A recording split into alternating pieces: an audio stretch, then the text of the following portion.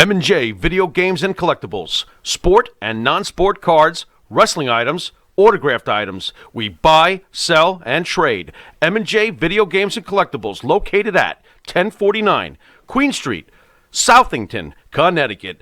Call us at 1-860-479-9223 or 860-93-GAMES. M&J Video Games and Collectibles. Hi, it's John from Under the Table Hot Sauce. I'm here with my friend, the star of the show, Jimmy Farrow. Yeah, what's up, JB? Nah, nothing. It's been a hot summer, and for all your barbecue needs, you can go to underthetablehotsauce.com. 13 unique flavors to choose from, created and bottled in a Long Island kitchen. Underthetablehotsauce.com.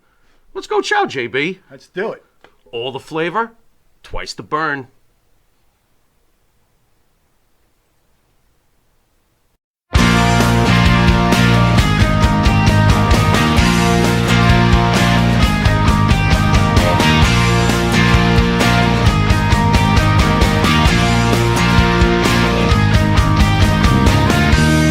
Thinking it over, the things you said to me.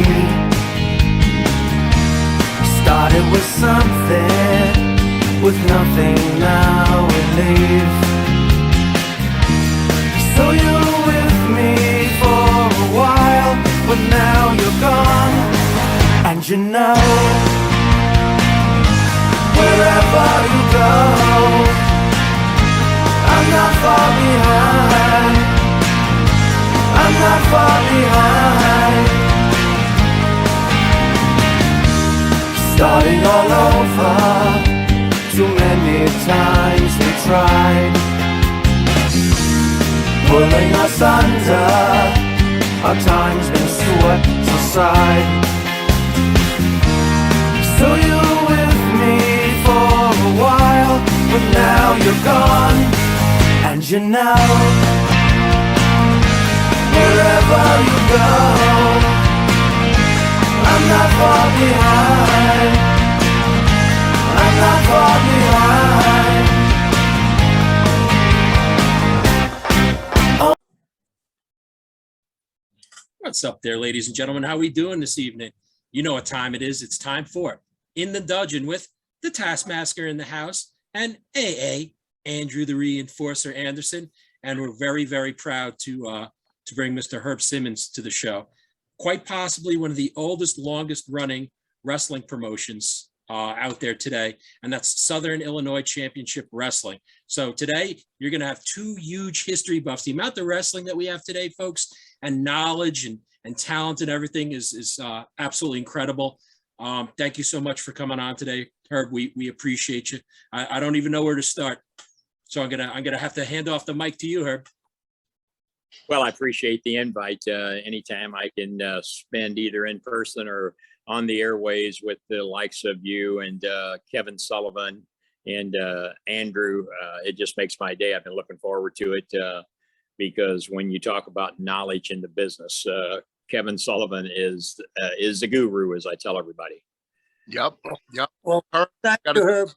Herb, I have a question for you. Okay. When did you first promote your first town? How many years have you been running? 1973. Wow. And, as you know, you and I have had a few discussions in the past when you've been in the business is nothing, as you know, is what it is nowadays. And back in the day when we ran all of southern Missouri, all the way through St. Louis, Illinois, up into butted up right up to Indianapolis, where the Bruiser ran. And I mean, it was,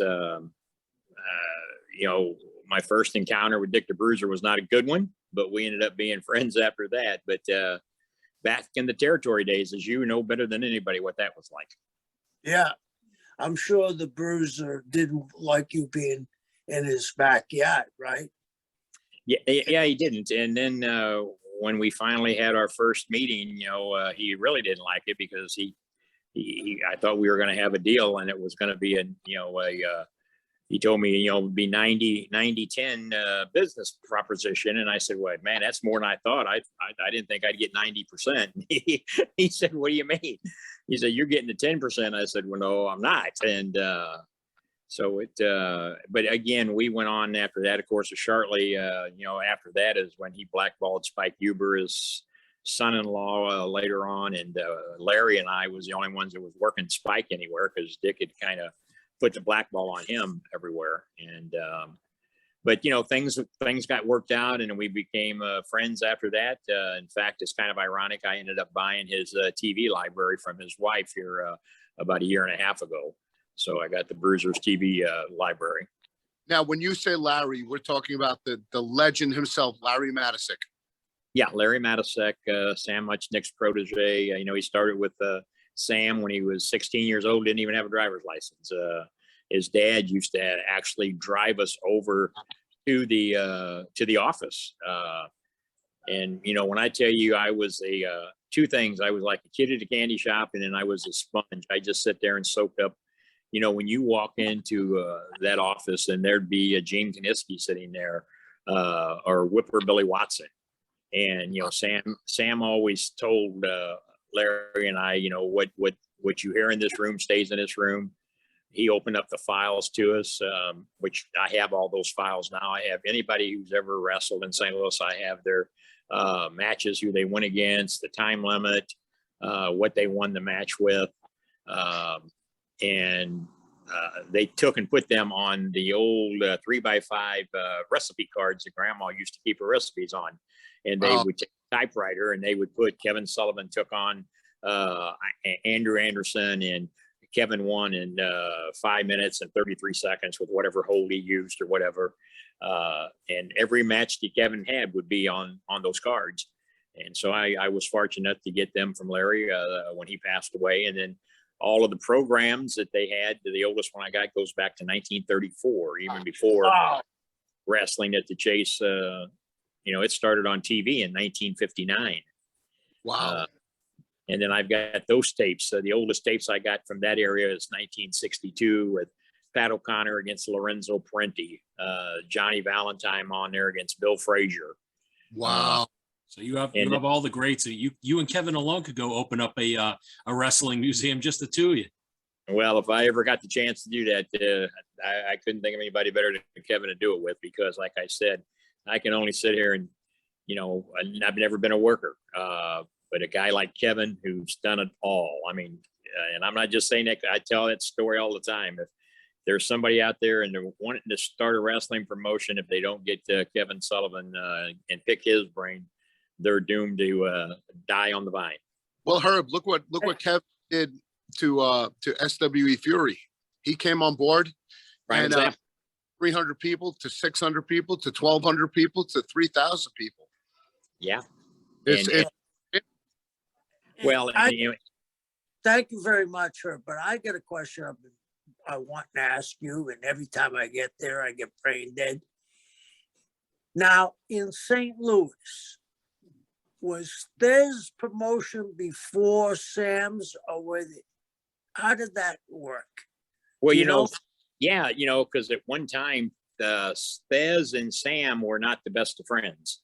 Right, I heard that. Because of the promotion deal. And of course, back then, you know, you had the era, and I'm sure you heard the story of the original Nature Boy, Buddy Rogers. Right. And when they had the big split on there, but Thesz was actually started before, when Sam came out of the military. And you know, they wanted to have, they were going to have this big rivalry, but like I said, back in the day, and you know, Kevin, everybody thought St. Louis was part of the territory that that's all Sam ran was St. Louis. Right. You know, Kansas City was even separate from what Sam did. And, but Rogers, I remember Thesz, you know, when they were going to strip Buddy of the title, he avoided them. He did quite a few no-shows, and they actually snuck Thesz into the arena. And they had said they're going to put Buddy up against somebody else. And they had Thez come down the aisle and get in the ring, and he got up in there and he stuck his hand out and told Buddy, he said, "We'll either do this the hard way or the easy way." And he took the title. Wow. But then Thez and Sam turned out being the best of friends, and so. Andrew, Matty, at that time, correct me if I'm wrong, please. At that time, there was another organization that Thez was the champion of. It was the National Wrestling Association, which fell under the state athletic laws. And it also had its own champion, and they had Orville Brown, if I'm correct, NWA. Orville Brown, yes. And that was the NWA, and they were going to have a big match in St. Louis that when Sam and Thez got together, and they were going to have a merger. Andrew, stop messing with your thing. They were going to have a merger, but Orville Brown was in a horrible car wreck and could never wrestle again. So did they just award the belt to Thez? Right, and I think I'd have to check, but I think the organization was Mississippi Valley Wrestling or something like that. And they ended up, when Orville had that accident, is when they ended up, and that was kind of what was, the lead up to where him and Sam was going to get together. Okay. Because Thez, was originally from St. Louis, and and of course Sam was that peacekeeper, man. I'll tell you, I saw him work miracles over the years. And whether it be with Fritz or whoever it would be, of course, back in the days, there, you had guys like Pinky George and people like that I'd be sitting there in the office with Sam and Larry, and one of those guys, like I said, either Gene Kaniski or Whipper Billy Watson or Kowalski would be there. And I mean, I was that sponge, just soaking up all of anything I could hear. Herb, I got to interrupt you for a second. We have a very special guest coming in over here. NFL legend, Tony Richardson. Hey, Tony. How we doing? Tony, what's going on, man? How are you? I'm doing great, man. We're here obviously for a nice fundraiser. Unfortunately, as a young man who got diagnosed with cancer, so out here supporting and just that's what it's all about in my post career, is just trying to lend your name and your platform to try to help other people. Tony is one of the players that has given back more than anybody has in the business, and I just want to thank Tony for what he's doing here today on St. Patrick's Day. And we're here at the Hasbrook Heights VFW, and he just came out to say hello to everybody and to wish everybody a happy St. Patrick's Day, right, brother? Yeah, happy St. Patrick's Day. Thank And- you. Hey, Tony, you're good. Reinforcer yeah. Andrew Anderson, You're family, good. our NFL family with our wrestling family, we sort of cross pollinate, right, Yeah. brother? Well, crazy enough, so I don't know if you knew this. Where I lived in Fort Knox, Kentucky, I would go to back in the day, in Louisville, Kentucky, we would go to the old school with my dad, to the old school farmhouse wrestling. I've been a wrestling fan for my entire life, and my granddad, it was we watched wrestling it was a religion in our household. So it's definitely a pleasure to be on the show. And you're a good man, Tony. Thank you for helping back. Absolutely. That's Man, Tony, are you a cigar smoker, brother? I do like cigars, yes, sir. All right, It's, Andrew, grab his info so I could, like I said, since he gives back, I'd like him to sit, now that the weather's getting nice and warm, like to send you a couple sticks to sit back, chill, and enjoy, my man. Herb, And as a Jets fan, can you come back and help, please? Please. He'll definitely come back. And Herb, we'll love to bring, if we come up to Southern Illinois Championship Wrestling, we'll love to bring Tony with us. Yeah, that'd be Oh, awesome. man. Yeah, when you talk about fundraisers, we just did a big one for a fire chief that was diagnosed with cancer, and we just raised him just right at $40,000 on a wrestling show. So I know what you go through, and my hat's off to you, Tony. Hey, thank you so much for having me on. We got another special guest. This guy here is big time. I don't know. No, Tony's big time. Tony small times himself, but Tony's big time. This guy's an NFL legend, and I love you, buddy. Yeah, love you too, I appreciate brother. it, brother. All All right, right? cool. Let me go get our special guest. Thank you, man. Appreciate you. Next person coming on is going to be, he's one of my childhood heroes. So I'll be right back. Thank you, Tony. All right, brother, for sure. Thank you. How was that for a little surprise? Huh? Man, that's a great surprise. Tony, and the surprises are going to keep coming on this show because Herb, Tony was just one of the first surprises on the show. So we're just we're going a little peripheral over here, not just pro wrestling. So I hope to God that for any of your other surprises, that you're keeping your clothes on, because no one got it as a surprise. I'm just saying. Hey, Herb, Yes, sir. I got another question. Okay. I have heard that of all the guys that ever went into St. Louis, that Sam said the biggest draw of all times was Buddy Rogers. Is that what he said? Is that? Oh yeah. Buddy was such a draw anywhere, but in St. Right. Louis, I mean, and when I pull out those tapes or the programs, and you know, he had matches against Cowboy Bob Ellis, you know, people like that, you know, at Kiel Auditorium, you know, 12,000 fans would be there, and that's why I used to always joke when people would say, "Oh man, nobody sold out these arenas until Vince McMahon came around," and I said, "Man, wait a minute." Sam Muchnick was selling out Kiel Auditorium way back in the day. Yeah, he had his low crowds of 4,000 or 5,000 people, but you know, when you'd have Gene Kaniski against Kowalski, you know, sellout crowd, 12,800 people. But you're right, Buddy always put the butts in the seats in St. Louis. Yeah. Kevin, Yeah. Herb, I have another special guest over here cameoing right now on our thing. We have James Courtney, who is the legendary Michael Myers in the new Halloween Kills movie coming on, and the current movie Halloween Ends. Yeah, Halloween Ends. Yeah. How you doing, Wow. guys? Hey, Hey. baby. Thanks We for have- jumping on we with us, man. We will- appreciate you. Yeah, man. You know, how you guys doing? Good. How you been doing? You know, a little sore, man. I just wrapped Halloween Ends. Got Did about the- as many times, not as much as you in your lifetime, but I got beat up. When is the movie coming out? When is the premiere? The third Halloween I've done. This one is coming out October 14th. Oh, good. I took an ass whooping, man. Yeah. But you know what's great? You know what's great? The great thing about it is that he took an ass whooping and he still had the balls to get on with Kevin Sullivan, Herb Simmons, Matty Rock, and myself on In the Dungeon. You know that? Because I mean, it's all about this guy right here is one. This is the real deal right here. This guy is one of the toughest SOBs to ever put on the Michael Myers outfit. This is, if Michael Myers had to go up against anybody, he would have to go up against James right here. And my money's on James. You know, well, you guys, I have such deep respect for what you guys do for a living and have done, man. It's freaking amazing. I was telling Andrew here. I grew up. My grandmother was a huge wrestling fan, and we'd all gather in the living room and watch big time wrestling. Man, it was freaking awesome. And if anybody said it was fake, boom, she knocked me. Get a little of the backhand. No Yeah. Grammy backhand. No, Yep. It was a It was a fist. fist. It was a fist. She was an Irish. She was an Oh, Irish. all right. I like Grammy already. Right. It was on the top of the head. Boom. Damn. Yeah. So Yes. now we're cross-pollinating a lot with this show. So we're going off the cuff over here. And I just want to say happy St. Patrick's Day to everybody. And we have a hometown Irish boy right here.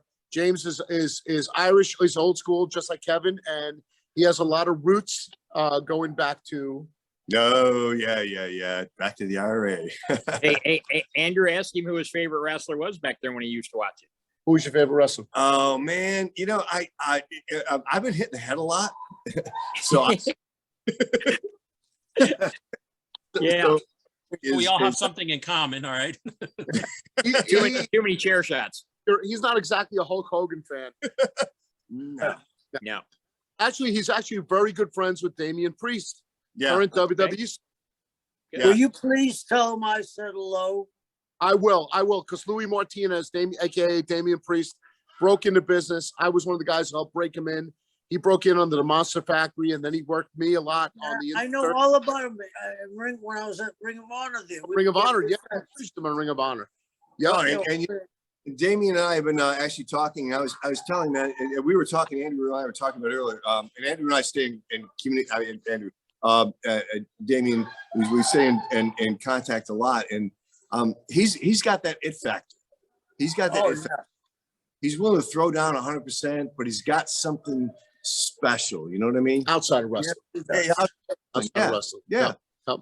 yeah. So and it's beautiful to see, like, my boy here, in the movie, The Wrestler, and, all the other stuff, the television movie stuff.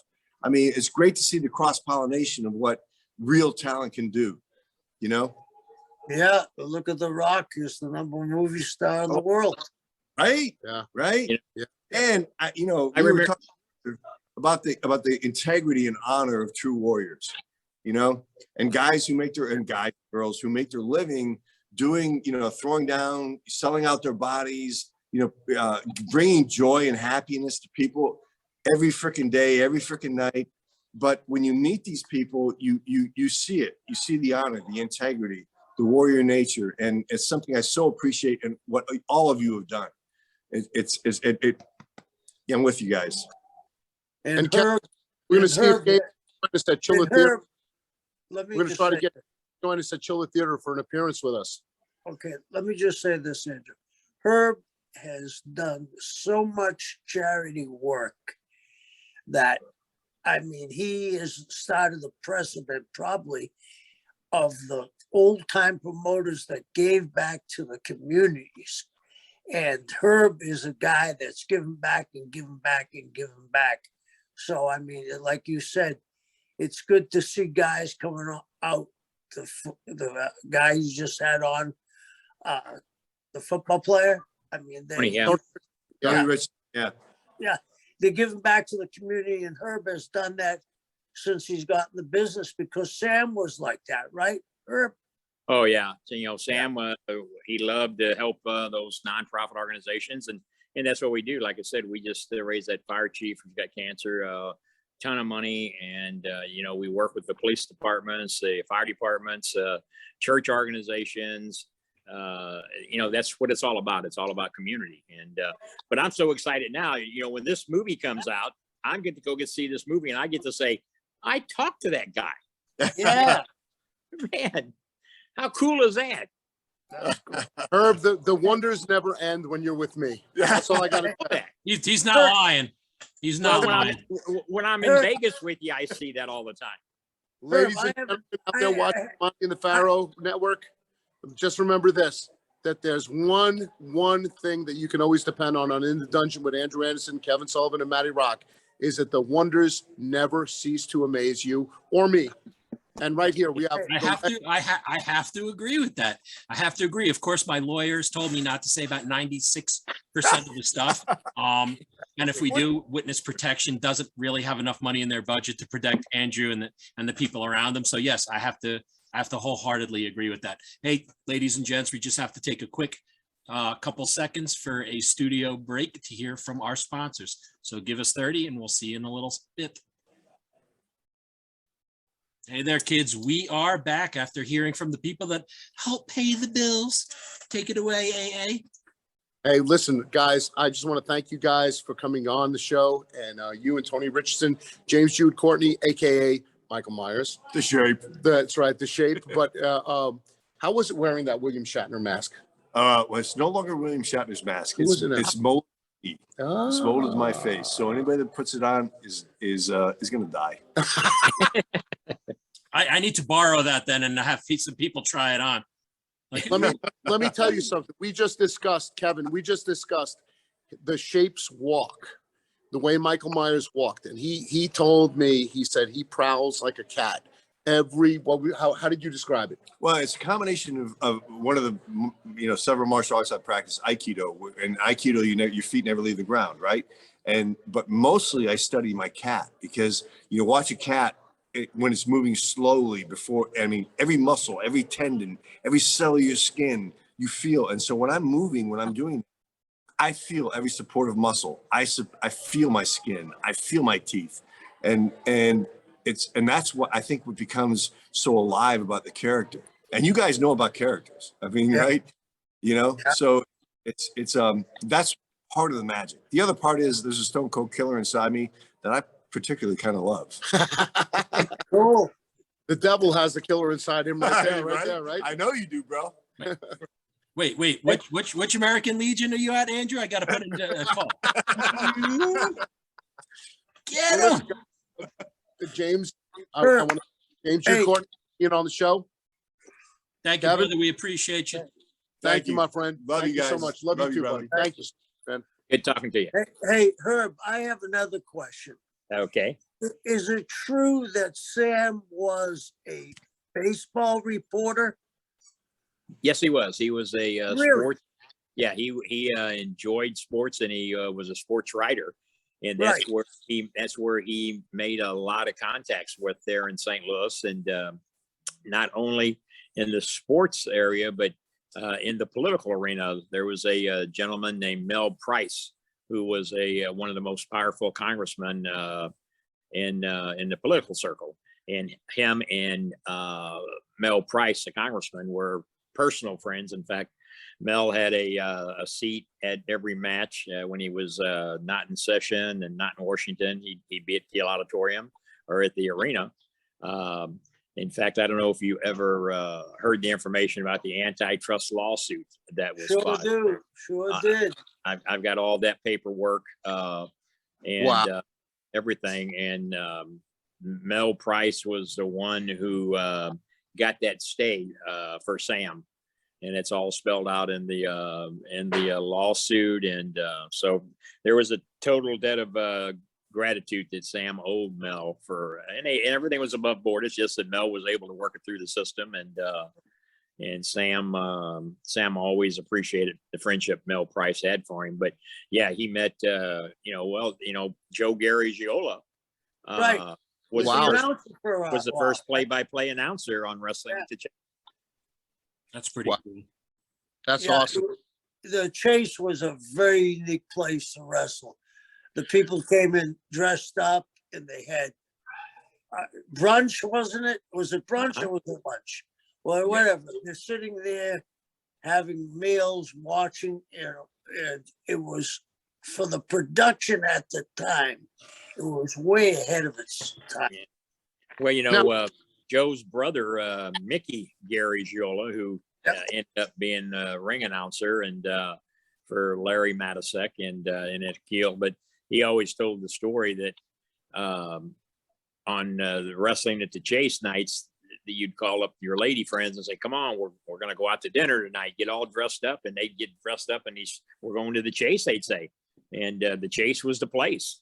Some of the biggest stars ever performed at the Chase Park Plaza Hotel. And they'd pull up there and get out and go inside with their lady friends, and they'd walk into that big, beautiful ballroom with chandeliers hanging from the ceilings. And there was this wrestling ring in the middle of it, smoke-filled, guys sitting there smoking their stogies. And these girls would say, "Wait a minute, I thought we were going out to dinner tonight." Mickey tell them, say, "What? There's the hot dog vendor over there. We're going to do wrestling tonight." And but on some of those tapes, I've got ladies got pearl necklaces on. They got their the tables have the tablecloths on them. What's kind of ironic is back then Anheuser-Busch was the sponsor of Wrestling at the Chase. And to this day, they sponsor me and make my posters and everything for my events I have. I got the Anheuser-Busch logo on my posters. That's so cool.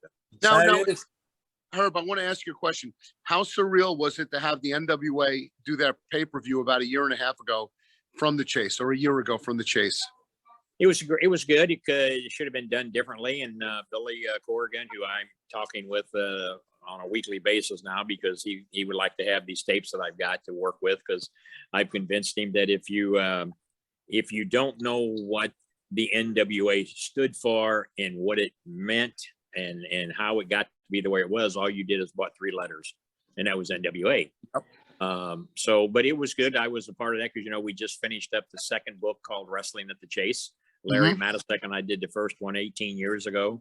And then the author, Ed Wheatley, on this book, he finished that up. And in fact, we got a movie that will be coming out June 4th, a documentary on PBS 9.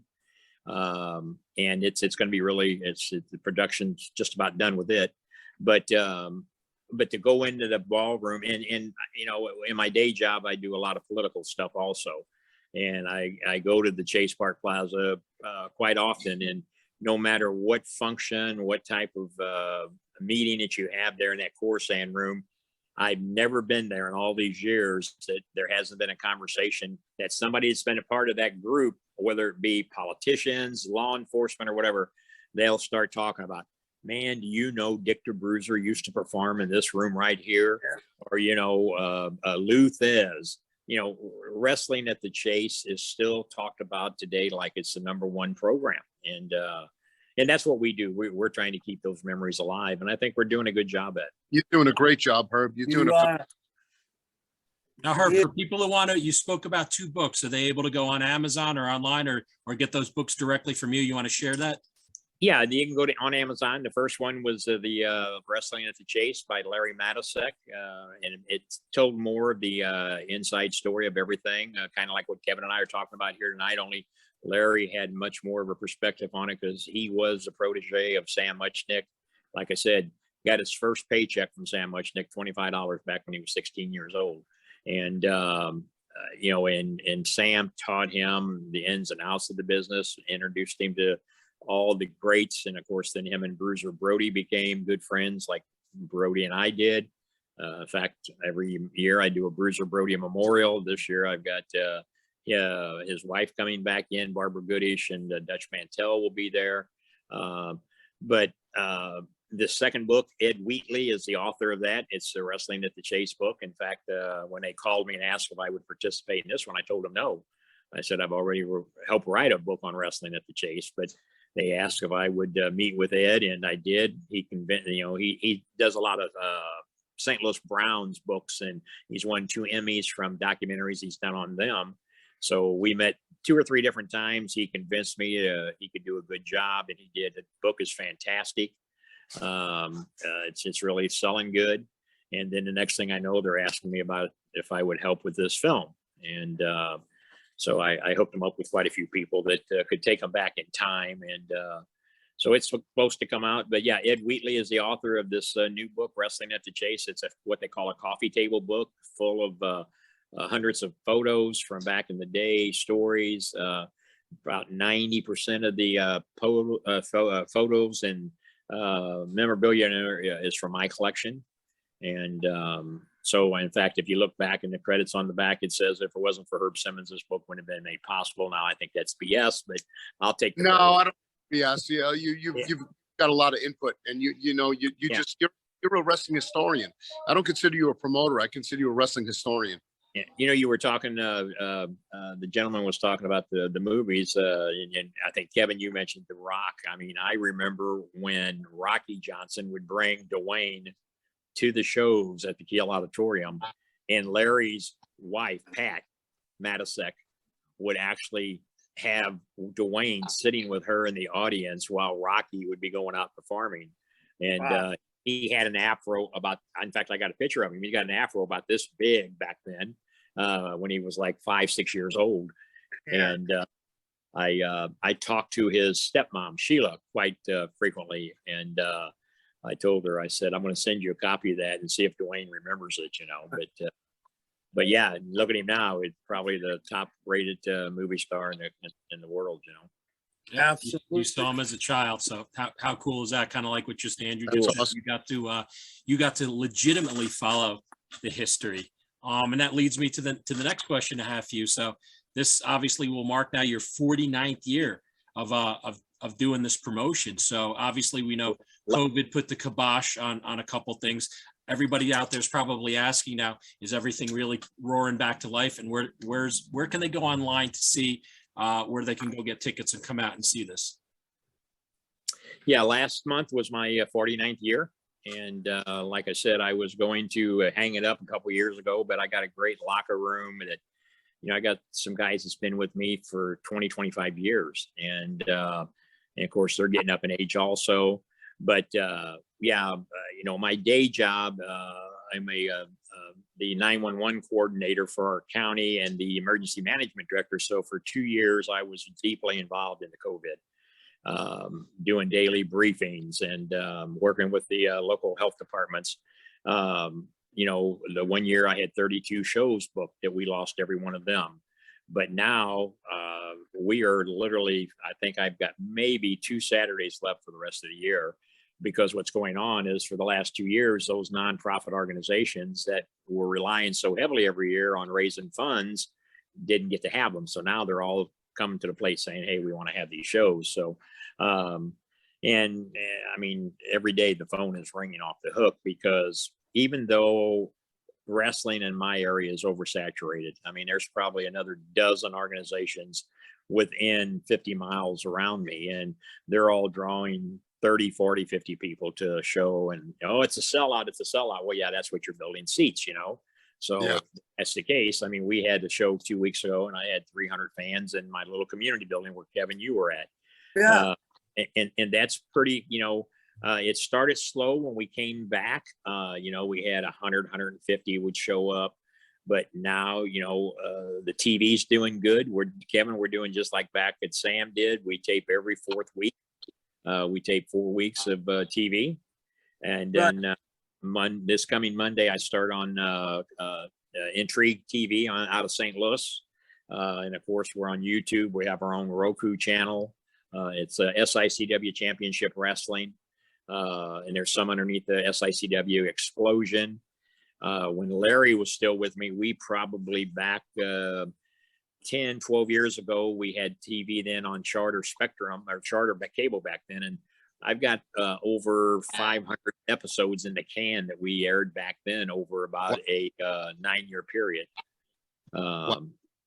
And not to count all of the wrestling at the Chase tapes. And then, of course, like I said, I was fortunate here a while back to purchase the Bruisers library from his wife before she passed away.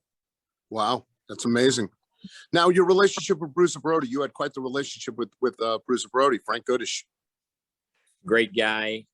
Miss him every day. Like I said, there's this, that's a big stand-up picture behind me with Larry Matisek and Sam Mushnick there. Mhm. And Frank was actually with Larry and me the weekend before he got murdered back in 1988.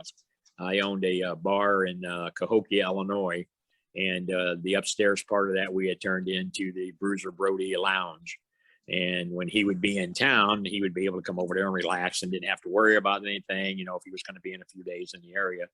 But that weekend, that was our 1-year anniversary, and he spent that whole weekend with us. And the ironic part, we talked about that Sunday night before he left out to go back to the hotel, was that I said, Frank, you're on the road all the time. You're traveling to all these places. Don't you worry about going out there. We were the first independent promotion that he ever worked for. Wow. So my Championship Wrestling.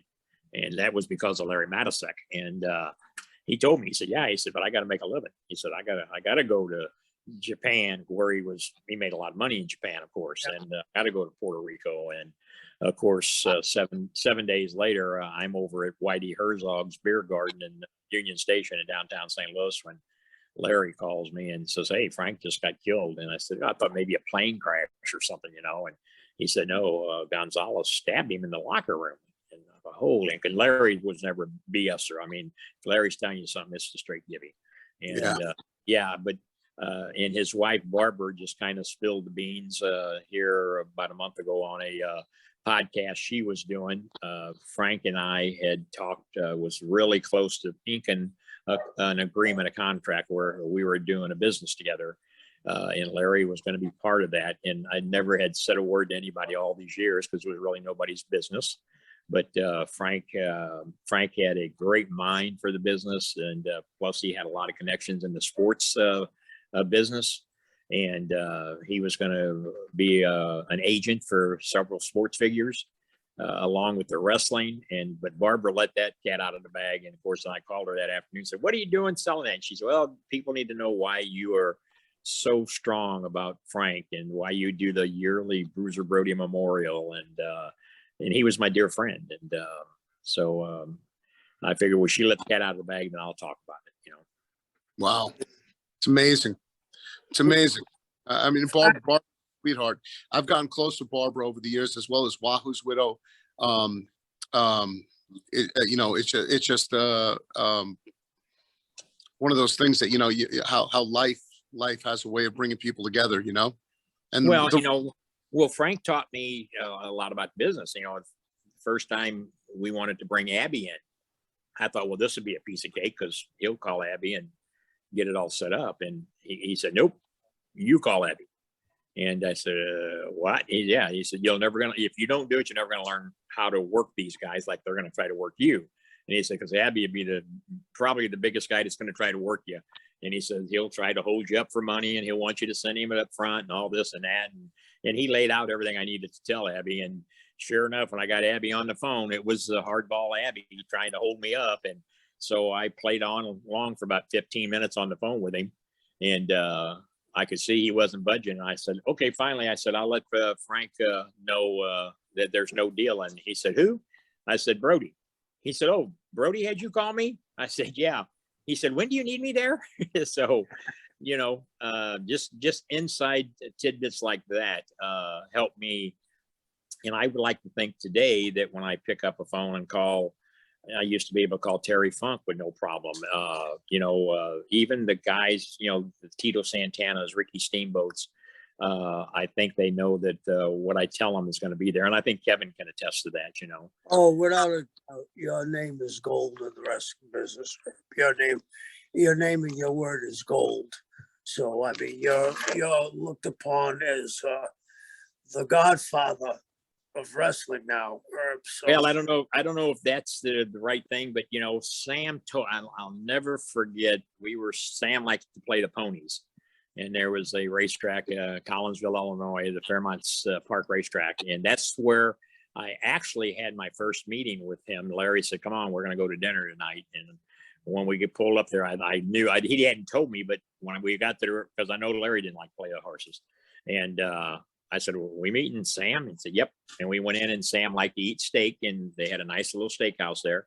And then I may have told you the story, but he's sitting there and he's got that steak knife and he's cutting that steak and Larry's sitting to the left of him. I'm sitting to the right of him. And he says, you know, Larry tells me you want to know more about the business. You know, you want to be a worker. What do you want to know? Hell no, I got more brains than that, you know? And he's cutting that steak up. And so we're talking and he took that steak and I'd always heard how ruthless the business could be, you know, especially on territories, you know, and here I'm out trying to run these little independent shows. And he took that knife and he stuck it up to his ear and he said, I'll tell you what, he said, you keep these open. He pointed it to his lips and he said, you keep those shut, you'll go a long way in this business. And he says, if you treat the boys right, they'll treat you right. And so 49 years later, I've lived by that. And I've told that story 1,000 times, I think. And I've tried to live by that because I think that that's what's helped me be able to pick up a phone and call a Kevin Sullivan or an Andrew Andrews and, hey, I need you on my podcast. And, you know, both of you guys jump right on there and do it, you know. Absolutely. Without question. And Without you would have lasted 49 years if it wasn't for your reputation, and congratulations.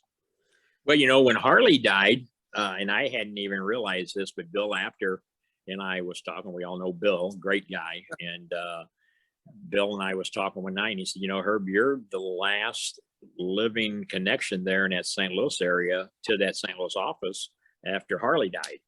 And I didn't even think about that. And I got to thinking, well, yeah, you're probably right.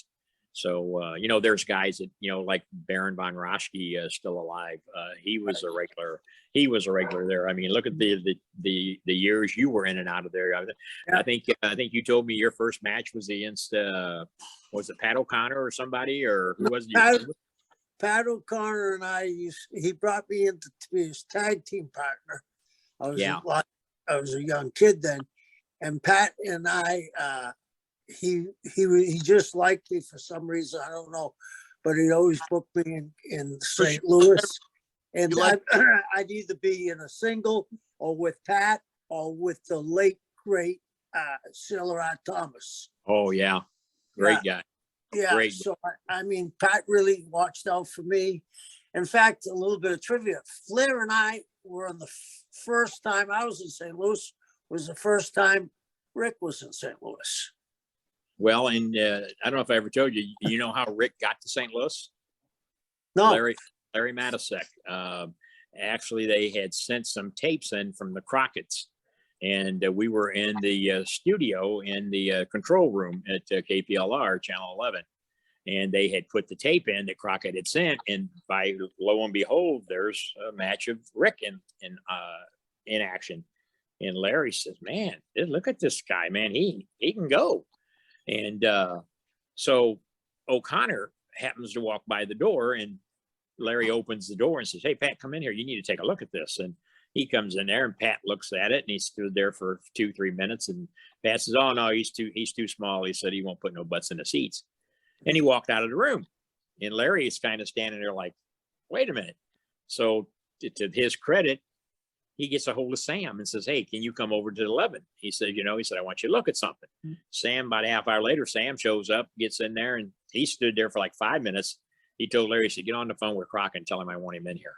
And Rick could tell you that. Rick's told that story several times, that thanks to Larry Mattisek, that's how he got to St. Louis. That's pretty cool stuff. Like I said, that's I see. I gotta coerce you guys, you and Kev, to do a wrestling road show of the history of wrestling. I can't even fathom how cool that'd be. What do you think? What do you think, AA? I know AA is like. Well, I got to tell you real quick. That I did a show at the Missouri Athletic Club. This is the elite place. If you thought the Coruscant Room, Kevin, was something, the Missouri Athletic Club is a private organization of judges, lawyers, doctors, federal judges, you name it. I think the starting membership is like $30,000 a month or something like that. It's really expensive, but they contracted with me last year to put on a show there. They've done boxing in the past and done real good, but so I meet with them. It's all tied in through the Wrestling at the Chase book that we did. And so we have the meeting, and right away, they say, well, give us 5 names of legends. In fact, Kevin, I had your name on there. I had DiBiase's name on there, Von Raschke. I gave him 5 or 6 names. A week later, I get a call from the guy that's putting it on, their entertainment guy. He says, well, I'll tell you what we want. He says, we want Ric Flair. And I said, no, you don't want Ric Flair. I've dealt with Rick before, and I love Rick to death, but Rick has a history, and we all know what that is. Sometimes not showing up. And they said, nope, we want him. We don't care what the price is. I said, okay. So I negotiate the price with Rick's people. I get it down. I get him half of the money sent to him. But I told him I was smart. My contract with my show was separate than the contract for Rick and his appearance, because I knew what was going to happen. And I'd already called DiBiase and said, hey, pencil this date in, because, I like to have you there. And I thought, if nothing else, I'd bring him in, and then I'd have him and Rick both there together. And but I told the guys at the club, I said, now look, Rick is gonna, and this was right when the airplane trip from hell broke. The story broke. Right. Well, I'm sitting at home Sunday night, and the agent calls me and says, hey, Herb, how you doing? 5 minutes. He's stringing me, and I know what he's calling me for. And I finally said, Ryan, come on, it's Sunday night. What the hell are you talking about? He said, Rick's in his room locked up. He ain't doing no appearances, so we're going to have to cancel. I said, hold on 1 second. I called the guy from the club, hooked him in on a 3-way. And I said, Jim, I said, this is Ryan. I said, he's got some news for you. And well, what's that? He said, what are we going to do? Now, when they put the tickets on sale, they sold every ticket out in 17 minutes to their membership alone. It wasn't even open to the public. And he said, oh my God, what are we going to do? So this is 48 hours before showtime. And so Ryan says, I just can't get him to do it. He won't do it. So he gets off the phone, and Jim says, well, what are we going to do? I said, well, my contract is with you. My show, my ring announcer, my everything that I'm bringing is going to be there. Yeah, I don't know what you're going to tell your guests, but I didn't want to do them that way. So, and Ted comes through for me again. I said, let me see what I can do. So the next morning, 8 o'clock, I'm on the phone with DiBiase, and I said, hey, I need a pinch hitter. He said, let me guess. Rick stood you up. I said, didn't stand me up. He stood the club up. And so Ted came in and did it, and I got him a good payday for it. And but Otherwise, they'd have had just my own little local show there, and you got all these judges and lawyers and doctors sitting there looking to see a legend. And Right. Ted came in and did a great job, as he always does. Yes, as he always does. Right. Well, I want to thank you, Herb, for the show, for coming on the show, our esteemed guest. And, I've always spoke highly of you, and I love you to death. And we have a great time every year at the Cauliflower Alley Club. And Kevin, Papa, take it away. Oh, well, I just want to, Herb, I know we've talked about it. This is the book. This is the book. Did you enjoy it? That is the book, I'm telling you. In fact, I was going to ask you, where can they get that at? Because I'd like to get some extra copies myself to have at the show. Because when I tell the people that I know that's going to be really interested in it, they say, "Oh, you're full of shit. It can't be that good." I said, "I'm telling you, here, take mine and read it." And then they're coming saying, "Holy shit!" I said, "I'm telling you, all the books that are out there. Yeah, there's some that's probably more entertaining to me. But when you look at the stories in there and the way it's all put together, I could see a volume 2 coming out." Yeah. Yeah, is she gonna do another one? Oh, yeah. It's Another gonna be a two. trilogy. I saw Kevin's face like, It's going to He's be a gonna do another- trilogy. Yeah, it's Oh, going to be okay. a trilogy.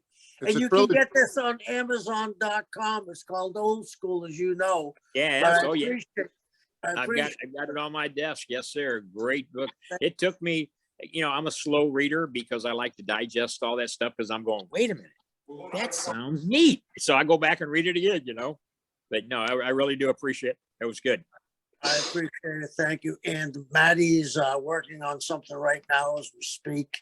little razzle dazzle could be coming up with that. So Yeah. you're the first person we've dropped that little hint bomb on. So keep your Wow. eyes and ears open to where this next stop may be on here.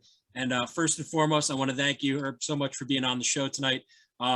Much love and much blessings for what you brought for 5 decades. Like I said, I can't thank you enough. I know Kevin and Andrew can't thank you enough for all that you've given to the fans and everything that you've given back. I mean, to know that you're doing this and it's still running strong all these years later. Much love, much thanks. Very good. See you guys real soon next I week. appreciate it. So much for Thank being you on. again, Herb. And Thanks, thank guys. you, Herb. Herb, thank you for being you. Thank Hey, you. I appreciate it, Kevin. And let's, like I said, let's work. I know we talked briefly when we were in Vegas about Right. maybe you guys getting in here. You guys talked about maybe having a sponsor to help with some of the flight or something. But Andrew, let's talk about that maybe towards June. I'm looking forward to it. I actually want to issue an open challenge to your champion Attila. Ooh. All right, so you guys just heard it, guys and gals. Open challenge. And with that, we're going to lead you out.